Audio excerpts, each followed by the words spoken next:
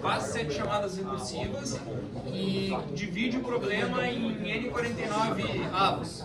E o custo para dividir e combinar é 1. Então, a primeira coisa que a gente tem que fazer é identificar as constantes. Então, o A é o 7, o B é 49 e o f de n é 1.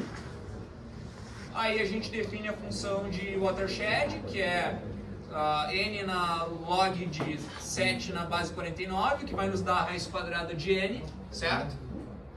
Eu elevo 49, eu tiro a raiz quadrada de 49 para chegar em 7, por isso que é a raiz quadrada de n. Então aqui a gente está falando de um θ raiz de n. Vai dar um meio. Θ raiz de n, ele é maior ou menor? Que é a nossa função de comparação lá. Maior, né? Então tá, então que caso a gente está? Qual é a função de comparação? Desculpa. Oi? Ah, o de um, tá, beleza. Qual é o caso que a gente está então, se é maior? O primeiro. A gente está no primeiro caso, certo? Passa por cima. Então o que a gente faz? A gente faz f de n igual a log a de n na menos z, né? E aí o que eu tenho que escolher? O e. Eu tenho que escolher o e que me leva a exatamente n na zero. E o e que faz isso é exatamente um e de 0,5, certo? E aí eu faço aqui, né, log de a função de watershed menos esse e, então é n na 0,5 menos 0,5, que vai me dar exatamente 1, certo? N na zero que me dá 1, ok? Não tô entendendo nada. Portanto, a nossa função ela vai ser O de raiz quadrada de n, certo? Θ de raiz quadrada de n.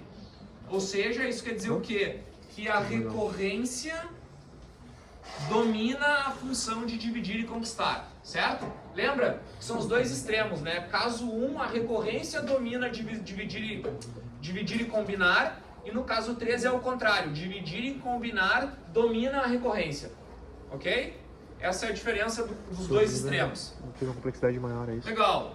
Aí a gente vai para a segunda. Professor, Oi. o caso 3 também não é quando é maior? Eu só não entendi porque eu fui pro 3. Não, o caso 3, lembra? Ó, o caso 1 é quando a recursão domina a função de dividir e combinar. O caso 3 é o contrário, quando a função de dividir e combinar domina a nossa função de recursão. Por exemplo, eu encontrei que o n log de a na z é o 0,5 e que a minha função da constante lá era o integral na zero para dar um 1. O 0,5 é maior que o 0? Não é 0,5 é maior do que 0, é 1 é a tua função de dividir e combinar. Raiz quadrada de n domina 1, caso 1, certo, pessoal? Boa. Caso 2, mesma coisa, o A é o 11, o B é 13 e a nossa função para dividir e combinar é n de 4, é n na 4, desculpa. Aí o que a gente tem que fazer? A gente tem que calcular a função de watershed, e para isso a gente tem uma função que é log de 11 na base 3, certo? Aí como a gente não tem o logaritmo de base 3 fácil, a gente usa aquele truque, né, de elevar na log de 11 na base que eu quiser, na base que eu tiver na minha calculadora, dividido por log de 3 nessa mesma base que eu tiver na minha calculadora. E aí com isso a gente vai chegar em log de 2,18, ok? Todo mundo comigo aqui, pessoal? Pra ser Legal. sincero, Aí o ponto é, 2,18 cresce mais rápido do que n na 4? não. N na 2,18 cresce mais rápido que n na 4? Não, então quem que domina? Na quarta.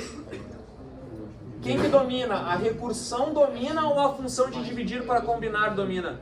Função dividido por combinar. Essa domina, certo? Então qual é o caso que a gente está? 13. 3. Quando as duas é igual, que daí é o 2. Então, só que no caso, então a gente está no caso 3, e aí a gente tem que achar o epsilon. E o epsilon nada mais é do que somar o 2,18 com alguma coisa, que é esse epsilon, para chegar a n na 4. E esse epsilon é 1,82. 1,82 mais 2,18, a gente chega exatamente a n na 4. Ok? Então esse é o nosso epsilon. Boa! Aí a gente só tem uma coisa adicional no caso 3. No caso 3 eu tenho que garantir que a função de dividir e combinar, ela domina sempre. a função de recursão, que ela não tem pontos onde ela fica flat. E aí, para eu garantir isso, eu tenho que respeitar essa restrição aqui. Certo? Então, e aí o que é essa restrição? É nada mais do que a nossa função, né, de dividir e combinar com o problema quebrado, multiplicado por uma constante, tem que ser menor ou igual que a nossa mesma função de combinar, e dividir e combinar com o n cheio, o n grande. E aí o que eu faço? Eu basicamente coloco lá 11 vezes n na 3 na 4, porque o nosso b é 3, né? Isso tem que ser menor do que c de n na 4. A gente vai aplicando aqui a potência, a gente vai chegar em 11 dividido por 81 n na 4. E eu tenho que achar uma constante, eu tenho que achar um c que seja menor do que 1 e que mantenha essa identidade aqui. Basicamente é só escolher um c igual a 11 sobre 81 e a gente sabe que 11 sobre 81 é menor do que 1, certo? E com isso a gente fecha a demonstração e, portanto, o nosso algoritmo ele se comporta exatamente como a função de dividir e combinar n na 4, certo?